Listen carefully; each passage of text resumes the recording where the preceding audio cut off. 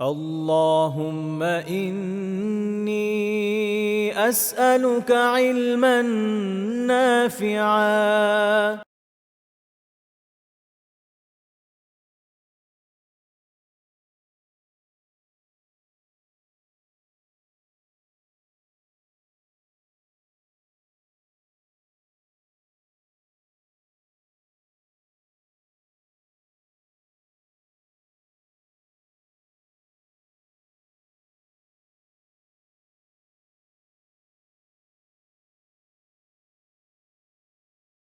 إن الحمد لله نحمده ونستعينه ونصلي على رسوله الكريم وعلى آله وصحبه أجمعين أما بعد আমরা আলোচনা করছিলাম আহ, মেধাবী এবং প্রতিভাবান ব্যক্তিদের সাথে রাসূলুল্লাহ সাল্লাল্লাহু আলাইহি ওয়াসাল্লামের আচরণ নিয়ে তিনি কিভাবে তাদেরকে সাহায্য করেছেন তাদের মেধা বিকাশের ক্ষেত্রে তাদের প্রতিভার স্ফুরণের ক্ষেত্রে।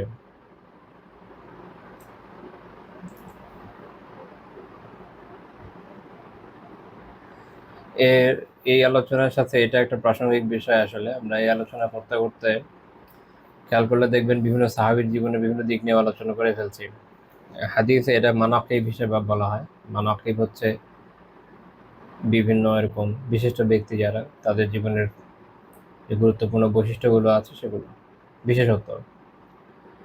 তো সেই আলোচনা আসলে চলে আসছে। আমরা এর আগে 7 জন নিয়ে আলোচনা করেছি, আজকে অষ্টম ব্যক্তি নিয়ে আলোচনা করবো ইনশাআল্লাহ। তাহলে শুরু করবো এটা দিয়ে, তারপর গ্রাজুয়ালি আশা করি আজকে শেষ হয়ে যাবে এই টপিক আমাদের। অষ্টম হচ্ছেন আবু হুরায়রা রাদিয়াল্লাহু তাআলা আনহু। উল্লেখ্য যে আমরা সবাইকে নিয়ে তার আলোচনা করব না, নয়তো রাসূলুল্লাহ সাল্লাল্লাহু আলাইহি ওয়াসাল্লাম আরও অনেক সাহাবীকে, আমরা যে কজন আলোচনা করছি তার বাইরেও আরও অনেক সাহাবীকে তাদের মেধার বিকাশের সুযোগ দিয়েছেন, বিভিন্ন ক্ষেত্রে সহায়তা করেছেন। তাদের যে বিষয়ে বেশি আগ্রহ ছিল এবং যে বিষয়ে তাদের অধিক উত্তম যোগ্যতার প্রমাণ তারা দিয়েছেন, সেসব বিষয়ে তিনি পেট্রোনাইজ করেছেন। তো আবু হুরায়রা রাদিয়াল্লাহু তাআলা আনহুর ব্যাপারে আমরা জানি তিনি অত্যন্ত মেধাবী একজন সাহাবী ছিলেন এবং সাহাবীদের ভেতরে সর্বাধিক হাদিস বর্ণনাকারী সাহাবী। তিনি মোট 5374টা হাদিস বর্ণনা করেছেন। শেখ মাহমুদ তোহান রাহিমাহুল্লাহ তাআলা তাইসির মুসতালাহিল হাদিসে উল্লেখ করেছেন যে আবু হুরায়রা রাদিয়াল্লাহু তাআলা 5374টা হাদিস সব মিলিয়ে বর্ণনা করেছেন। আর তার থেকে এ সকল বর্ণনা উদ্ধৃত করেছেন 300 জনেরও বেশি বর্ণনাকারী, অর্থাৎ 300 জনের বেশি তাবেঈ তার ছাত্র ছিলেন এবং তাদের মাধ্যমে এই হাদিসগুলো আমাদের কাছে এসেছে। তো আবু হুরায়রা রাদিয়াল্লাহু তাআলা আনহু এত বিপুল পরিমাণ বর্ণনা যে তিনি করলেন আমাদের কাছে, এটা এলো, এটাও এক আশ্চর্যজনক বিষয়। এবং এখানে তার প্রখর মেধার পরিচয় তো পাওয়া যায়ই। তার হাদিসের প্রতি প্রচণ্ড আগ্রহ ছিল। তিনি রাসূলুল্লাহ সাল্লাল্লাহু আলাইহি ওয়াসাল্লাম থেকে হাদিস শেখার জন্য সবসময় তার আশেপাশে থাকতেন। আসহাবে সুফফার অন্তর্ভুক্ত ছিলেন, যারা দুনিয়াবী বিভিন্ন প্রয়োজনকে পাশ কাটিয়ে এলমের জন্য সম্পূর্ণভাবে নিজেদেরকে নিবেদিত করেছিলেন। সে সকল সাহাবীদের অন্তর্ভুক্ত ছিলেন তিনি। তো এইটা একদিক তো তার মেধার বিষয়। আরেকটা বিষয় হচ্ছে যে খোদ রাসূলুল্লাহ সাল্লাল্লাহু আলাইহি ওয়াসাল্লামের মুজিজারও বিষয়। এই জন্য ইমাম যাহাবী রাহিমাহুল্লাহ তাআলা সিয়ার আলামিন নুবালাতে বলেছেন, ওখান হিফযু আবি হুরায়রাতা আল খারিক মিন মুজিজাতিন নবুওয়াহ। আবু হুরায়রা রাদিয়াল্লাহু তাআলা আনহুর যে হিফজ, তার যে হাদিসকে আত্মস্থকরণ, এইটা অস্বাভাবিক অলৌকিক, যেটা নবুয়তের মুজিজার অন্তর্ভুক্ত।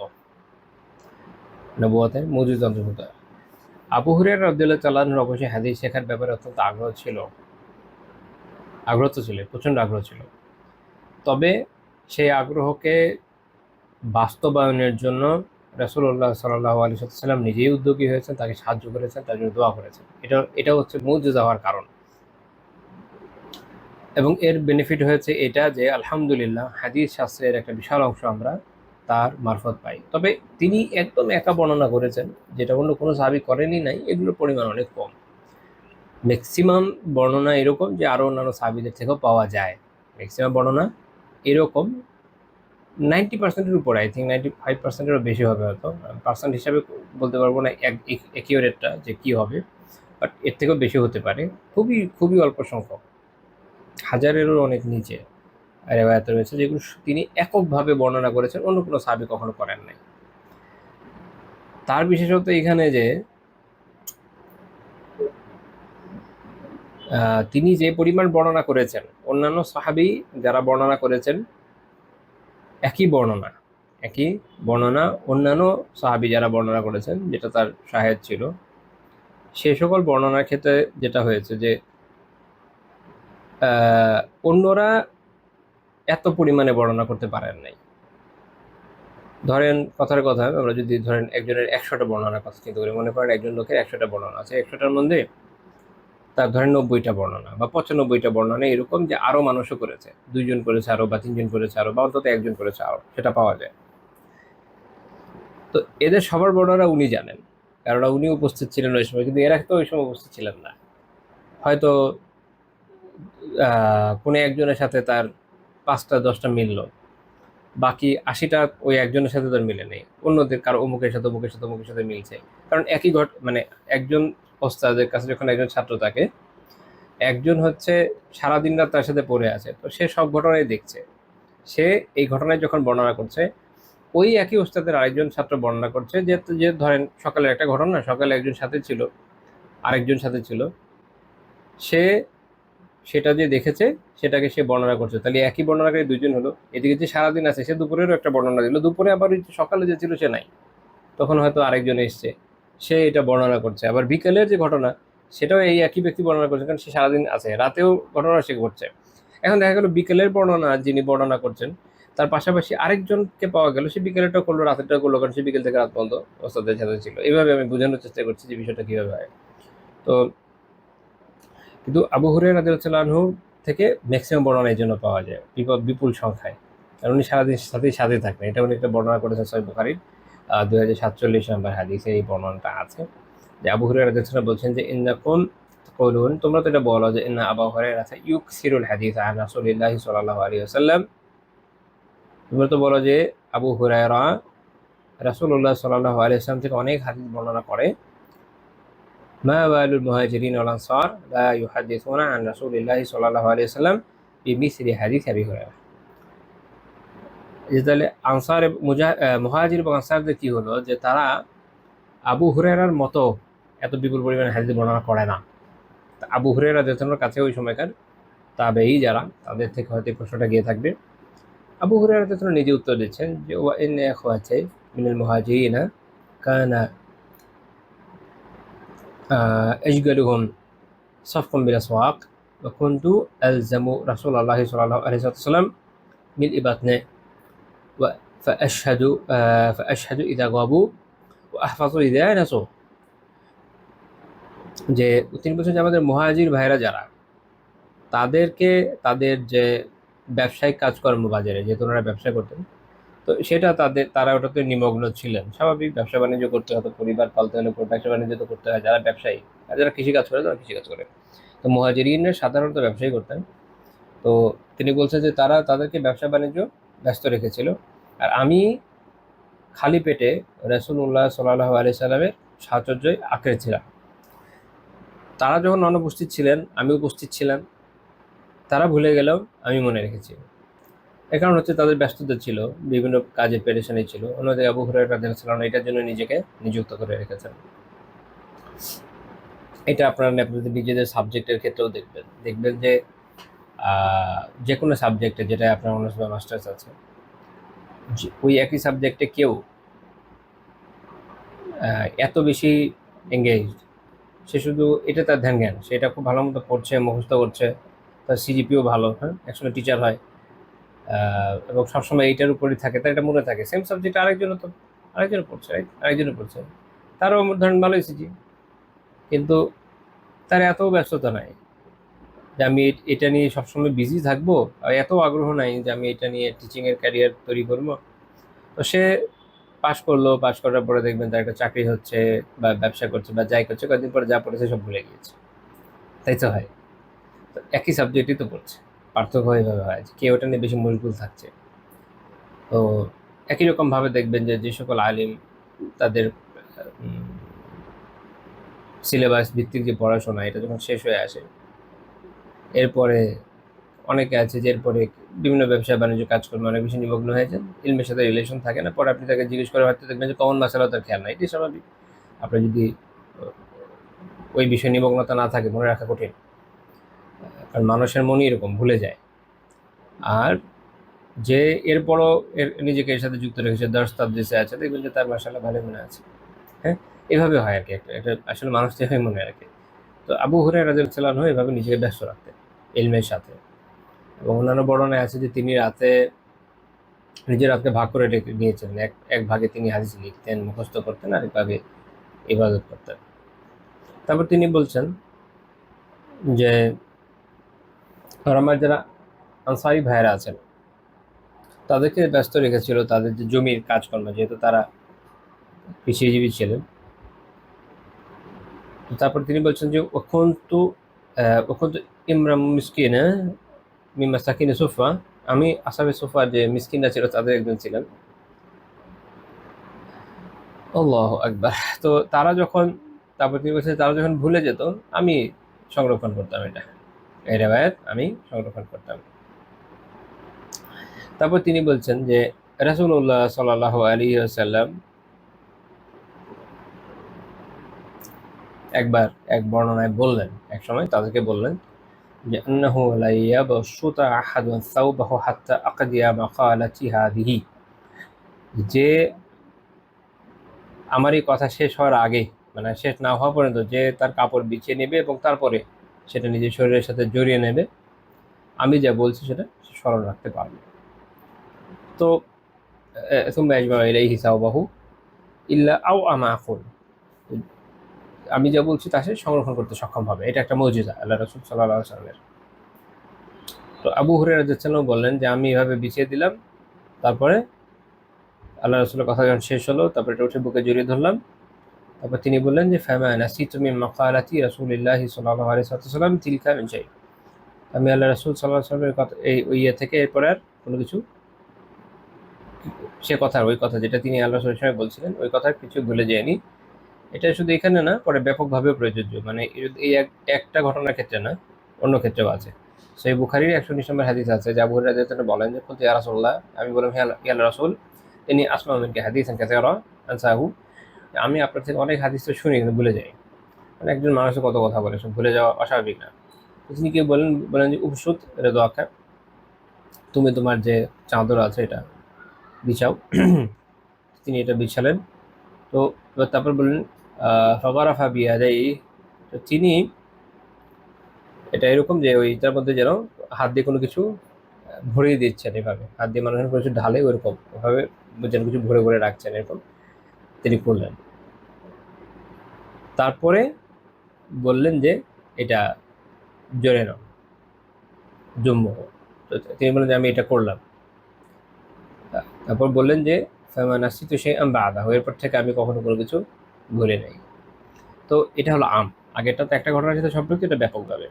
এই জন্য ইবনু হাজার রাহিমাহুল্লাহ তাআলা এই দুই হাদিসের ব্যাপারে মন্তব্য করেছেন ফি হাযাইনিল হাদিসাইন ফাদিলাতুন যাহিরা লিআবি হুরায়রা ওয়া মু'জিজাতুন ওয়াদিহা মিন আলামাতিন নবুওয়াহ। এটার মধ্যে এই দুই হাদিসে আবু হুরায়রা রাদিয়াল্লাহু তাআলা আনহুর যে ফজিলত, সুপ্রকাশ্য ফজিলত, এটা এখানে আমরা দেখি, সুস্পষ্ট ওনার ফজিলত, ওনার মর্যাদা কীরকম। রাসূলুল্লাহ সাল্লাল্লাহু আলাইহি ওয়াসাল্লাম খাসভাবে ওনার জন্য দোয়া করছেন, সবার জন্য তো এভাবে করেন নাই না।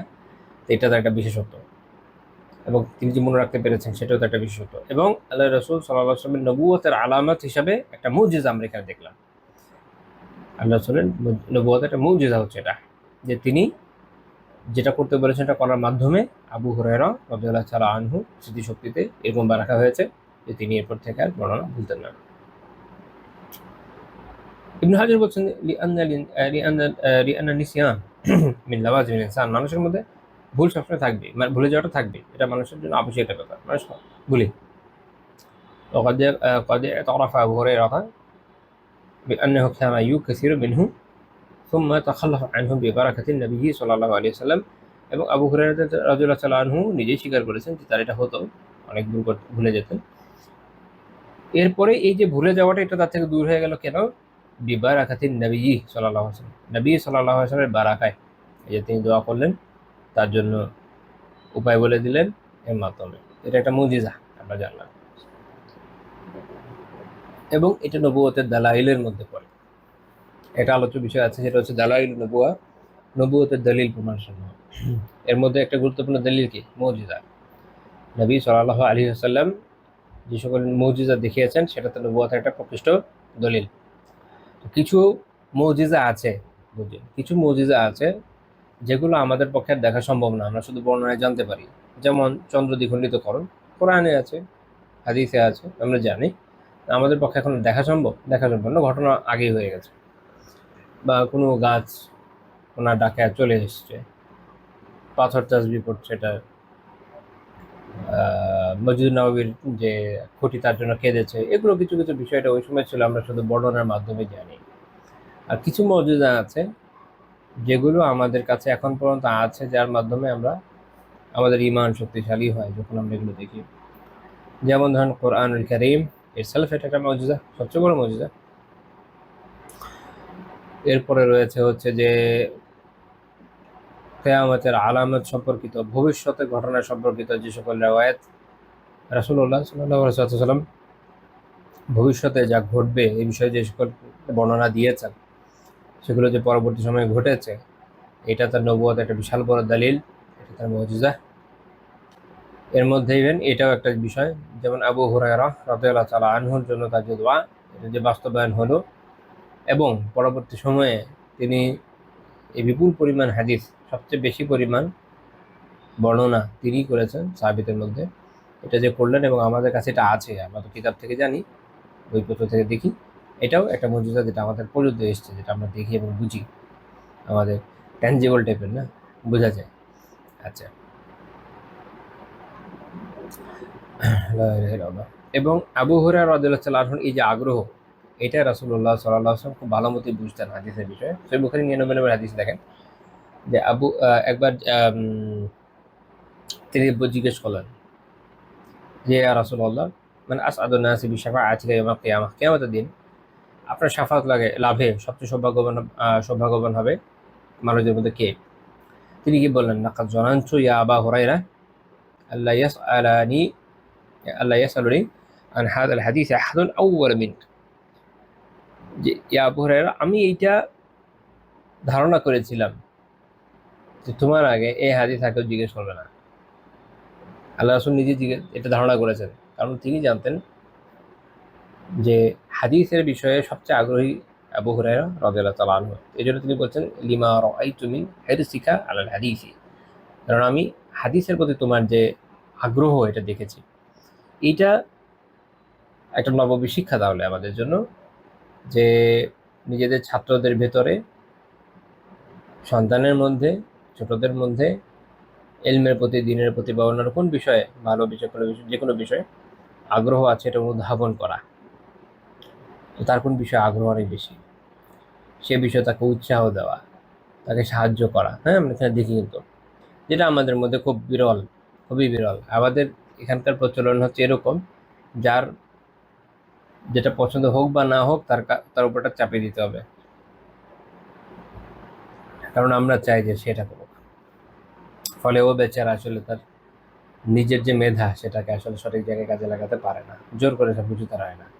কোনো পাস করা যায়, বা অনেক চেষ্টাগুলো হয়তো ভালো একটা সিজিও আনা যায়, কিন্তু আলটিমেটলি সে ওইটাতে কখনোই ভালো কিছু করতে পারে না। তো আবু হুরায়রা রাদিয়াল্লাহু তাআলা আনহুর ব্যাপারটা দেখেন, যে ওনাকে আল্লাহ রাসূল সাল্লাল্লাহু আলাইহি ওয়াসাল্লাম কোরআনের কারি হিসাবে পরিচিত করিয়ে দেন নাই। হাদিসের বিষয়ে যে ওনার আগ্রহ সবচেয়ে বেশি, এটা উনি এখানে নিজেই বলছেন। হ্যাঁ, লিমা রাআইতু মিন হিরসিকা আলাল হাদিস, হাদিসের বিষয়ে তোমার যে অত্যন্ত আগ্রহ, এটা দেখে আমি বলছি। এটা এখান থেকে এটাও বোঝা গেল যে হাদিসের নামকরণ, যে হাদিস হয়েছে কোথেকে হয়েছে, আর হাদিসের মধ্যে হাদিসের নামকরণ আছে। আল্লাহ রাসূল সাল্লাল্লাহু আলাইহি ওয়াসাল্লাম নিজেই তার হাদিসকে কি বলেছেন? হাদিস বলেছেন। কোরআনের নাম কোরআন কোথায় আছে? কোরআনেই আছে। এরকম হাদিস দিয়ে যে হাদিসই বোঝায়, সেটা কোথায় আছে? হাদিসেই আছে।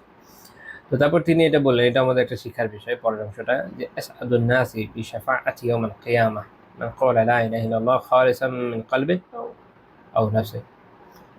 কিয়ামতের দিন আমার শাফাত পাবে, ধন্য হবে সেসব মানুষের মধ্যে তারা যে একদম অন্তঃস্থল থেকে মুখলিস ভাবে, খালিস ভাবে আল্লাহর জন্য বলে কি লা ইলাহা ইল্লাল্লাহ। এই ইখলাস থাকা লাগবে, এটা আরো গুরুত্বপূর্ণ বিষয়। শুধু লা ইলাহা ইল্লাল্লাহ বলছি, সারাদিন জিকির করছি, কিন্তু ইখলাস নাই, আল্লাহ তাআলার জন্য বলছি না, ওই লিল্লাহিয়াত নাই, তাহলে শাফাআত নসিব হওয়াটা সহজ হবে না। নাও হইতে পারে যে ইখলাসের সাথে যদি বলা যায়, শুধু আল্লাহ তাআলার সন্তুষ্টির জন্য যদি বলা যায়, তাহলে আল্লাহ তাআলা আমরা শাফাত পেতে সক্ষম হব এই আমলের মাধ্যমে, লা ইলাহা ইল্লাল্লাহ ইখলাসের সাথে বলার মাধ্যমে। আল্লাহ তাআলা আমাদের তৌফিক দান করুন। তো আমরা দেখলাম যে কিভাবে আবু হুরায়রা রাদিয়াল্লাহু তাআলা আনহুকে তিনি উৎসাহ দিতেন। 9 নম্বর, উবাই বিন কাব রাদিয়াল্লাহু তাআলা আনহু। আপনাদের খেয়াল থাকবে, যেটা আগে আমরা আলোচনা করেছি, যে রাসূলুল্লাহ সাল্লাল্লাহু আলাইহি ওয়াসাল্লাম যাদের থেকে কোরআন শিখতে বলেছেন তাদের মধ্যে একজন কে উবাই বিন কাব রাদিয়াল্লাহু তাআলা আনহু। এজন্য আমর রাদিয়াল্লাহু তাআলা আনহু বলেছিলেন যে আলী আক্তানা ওয়া উবাইয়ুন আকরাউনা।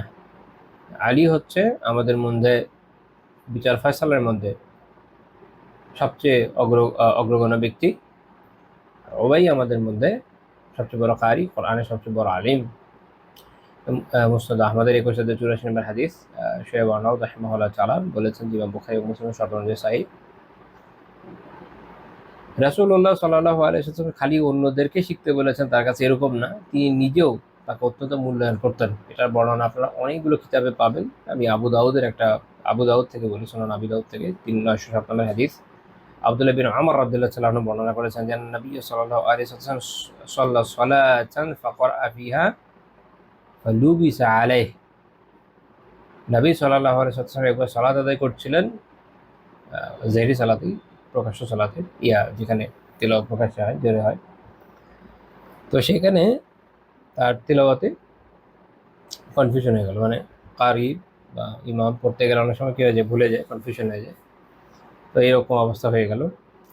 ফালাম্মান সরাফা ক্বাল লি উবাই, সালাত শেষে যখন তিনি ফিরলেন, উবাই রাদিয়াল্লাহু বললেন যে আসাল্লাইতা মা'ানা, তুমি কি আমাদের সাথে সালাত আদায় করেছো?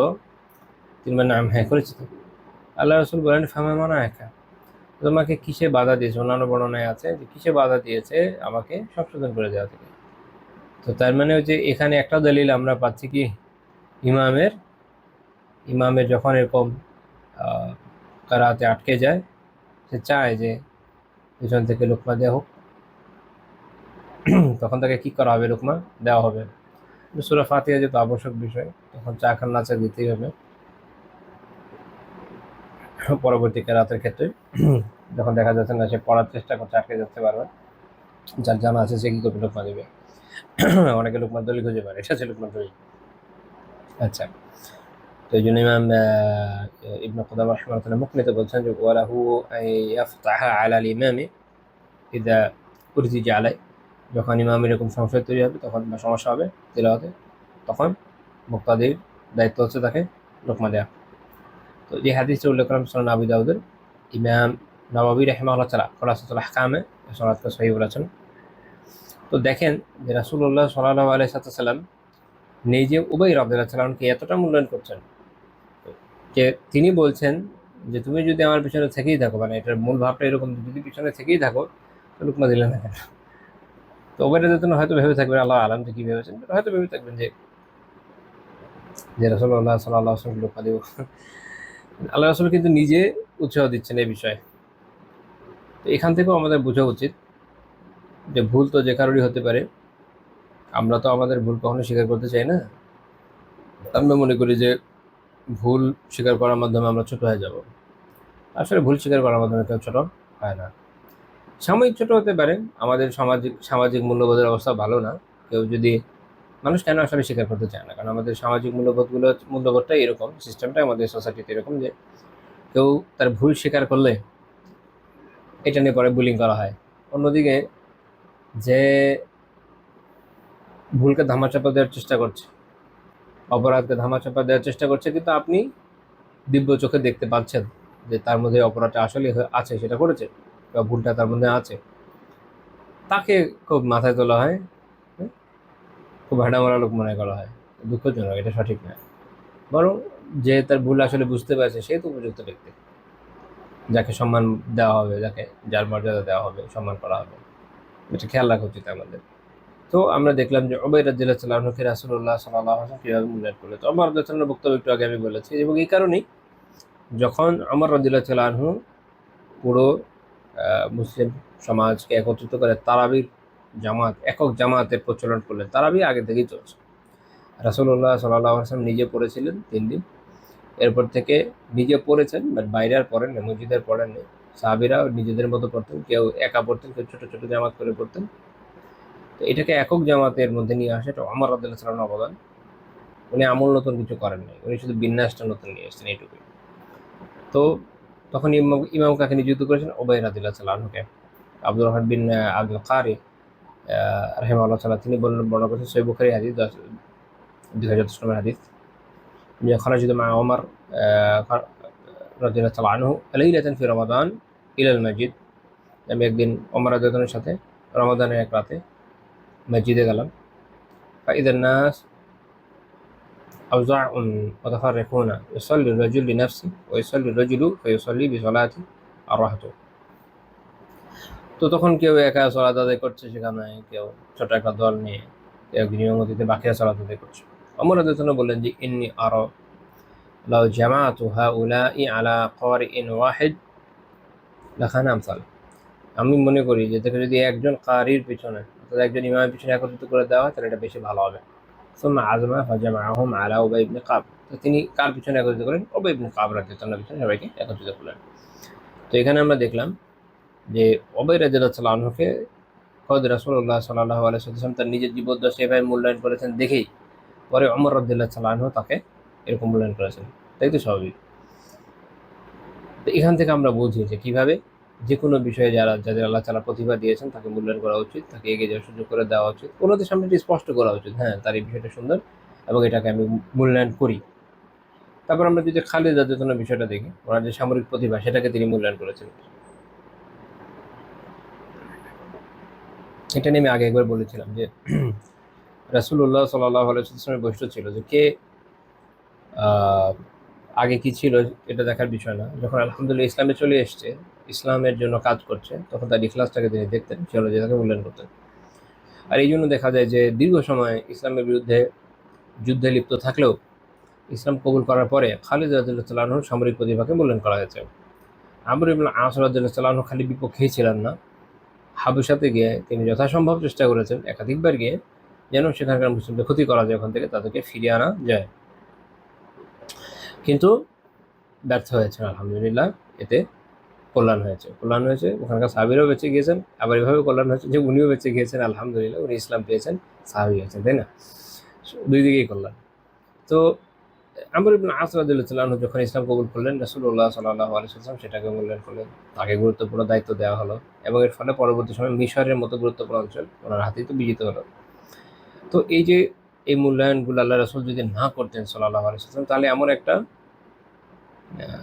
প্রেসিডেন্ট সেট হয়ে যেত যে মানুষ মনে করত যে কেউ যদি কুফফারদের ভিতর থেকে ইসলামে আসে তাকে আর একদমই বিশ্বাস করা যাবে না, তাকে দিয়ে কোনো কাজ নেওয়া যাবে না।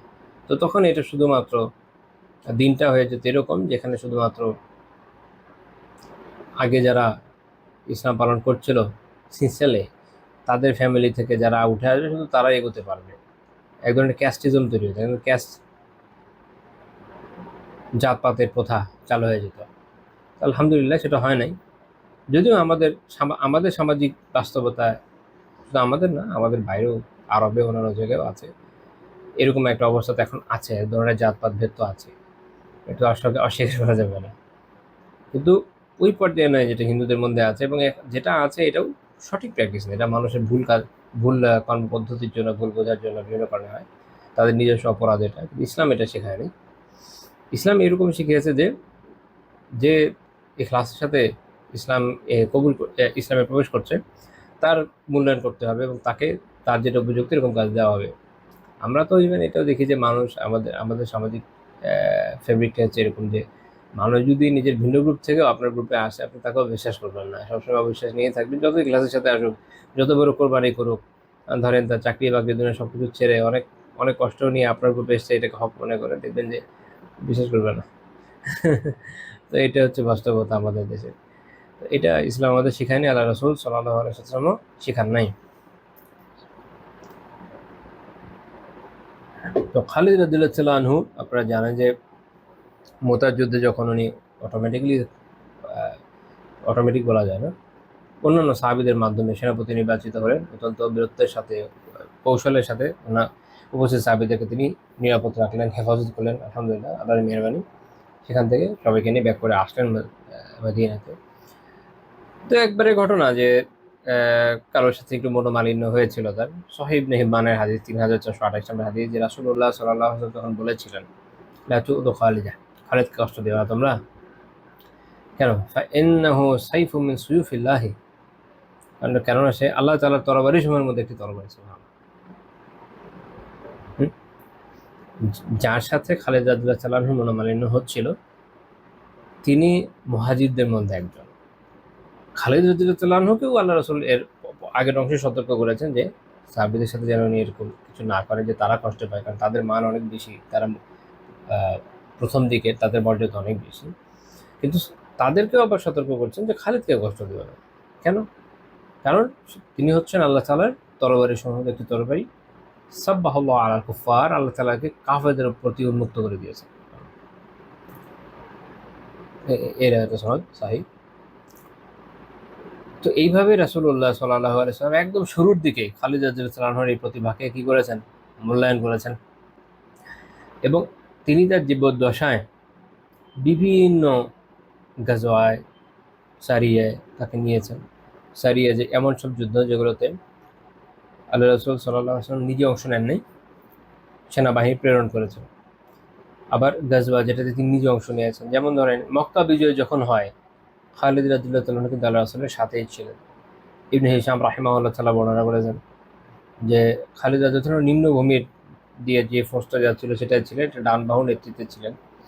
এটার মধ্যে আসলাম, সুলাইম, গিফার, মুজাইনা, জুহাইনা, এরকম আরবের বিভিন্ন কাবিলা তার অন্তর্ভুক্ত ছিল। তাকে নেতৃত্ব দেওয়া হচ্ছে সেই শহর বিজয়ের, যেই শহর রক্ষায় একদিন তিনি যুদ্ধও করেছেন, তাই না?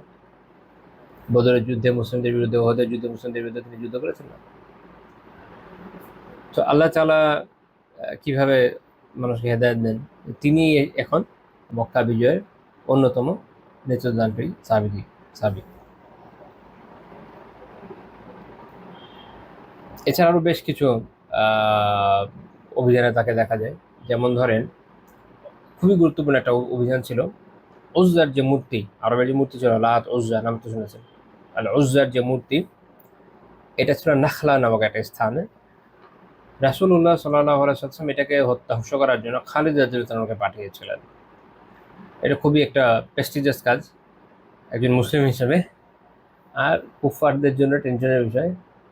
তো আল্লাহ রাসূল সাল্লাল্লাহু আলাইহি ওয়াসাল্লাম তাদের যে বড় বড় মূর্তিগুলা, কুফফারদের হুবল, লাত, উজ্জা, মানাত, এগুলোকে ভাঙার জন্য কয়টাই তো বিশেষ কয়েকজন সাহাবীকে বিভিন্ন জায়গায় পাঠিয়েছেন। এর মধ্যে খালিদ রাদিয়াল্লাহু তাআলাকে সম্মানিত করেছেন উজ্জার মূর্তিকে ধ্বংস করার বাহিনী পাঠানোর মাধ্যমে, ওটা নেতৃত্ব দেওয়ার মাধ্যমে তাকে।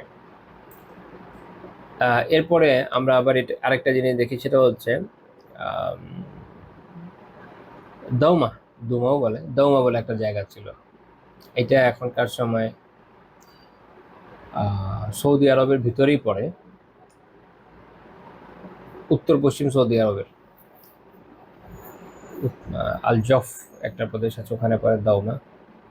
তো ওখানকার শাসক ছিল ওকাইদির ছিল বনু কিন্দার লোক, কিন্দা গোত্রের লোক, খ্রিস্টান ছিল, ওখানকার শাসক ছিল।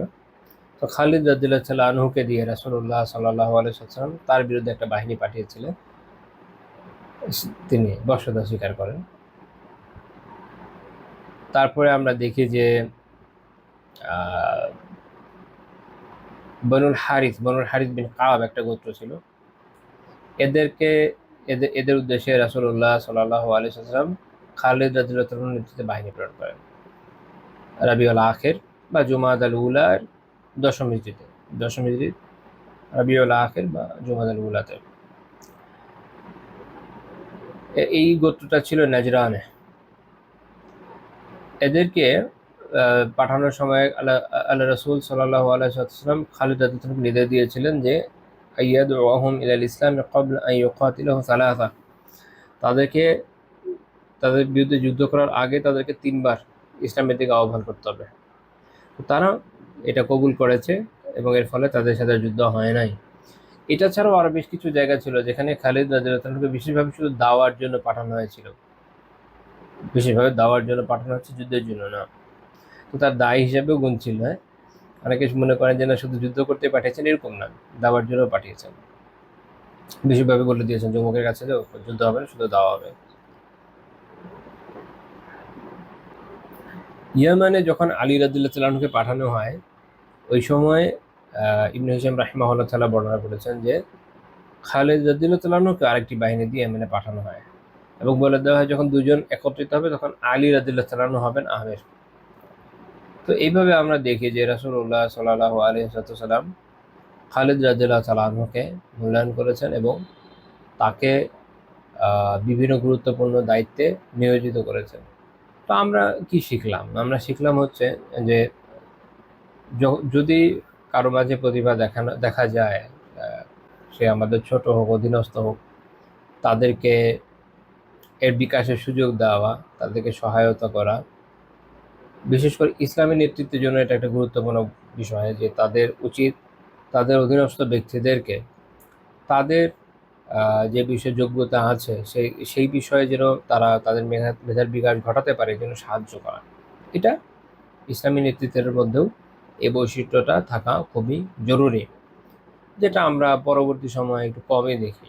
বরং আধুনিক সময়ে চিন্তা করলে আপনারা দেখবেন যে অনেক ক্ষেত্রে এটা হয়, কিছু কিছু জায়গা ছাড়া একটা বড় অংশের ক্ষেত্রে, যে কোনো দল হোক, ফোর্স হোক, যাই হোক, শীর্ষ নেতৃত্ব তার নিচের লোকদের উপর নিজেদের যে খায়সাত সেটা চাপিয়ে দেওয়ার চেষ্টা করে, তুমি এটা করো, ওটা করো, তোমার এটাই করতে হবে।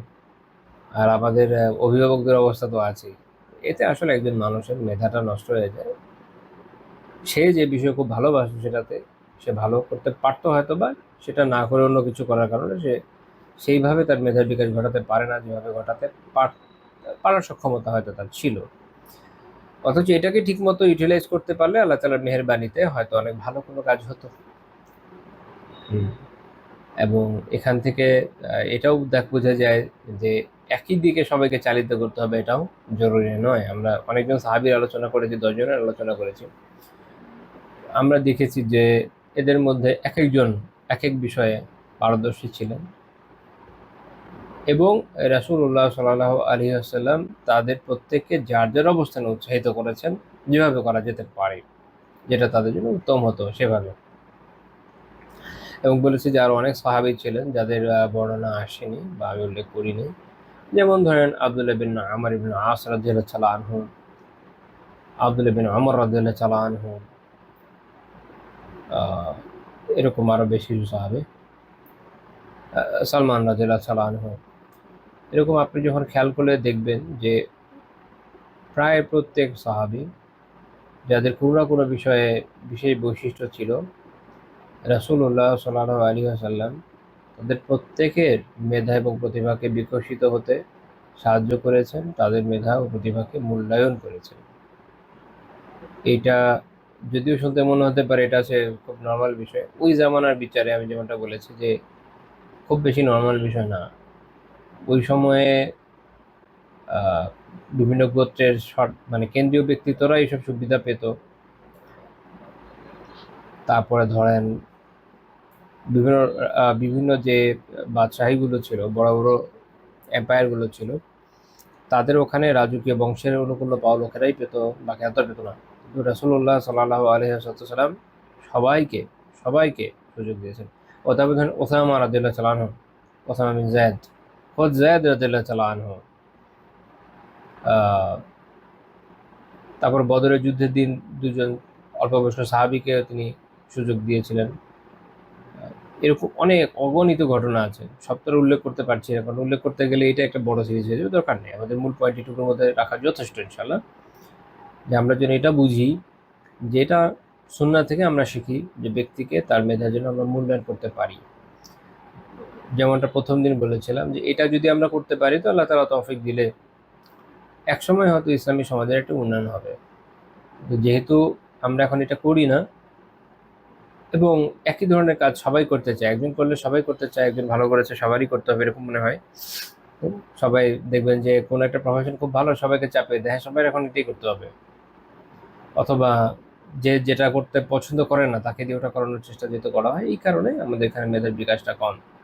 কিন্তু আমরা যদি সঠিকভাবে এটাকে সঠিক জায়গায় কাজে লাগাতে সক্ষম হতাম বা হই, তো ইনশাল্লাহ তালা আশা করা যায় যে একসময় না একসময় হয়তো উন্নয়ন হবে। আমাদের এই যে আলাপ আলোচনা আমরা করি, এগুলো তো সব তো আর এখন আমরা ফল পাবো না। কিন্তু এখন আমরা বলে যাচ্ছি, কারণ এই যে কথাগুলো আমরা এখন বলছি, এখন আমরা আলোচনা করছি, একটা সময় তো এটাও পাওয়া যেত না, পাওয়া যেত, পাওয়া যেত না।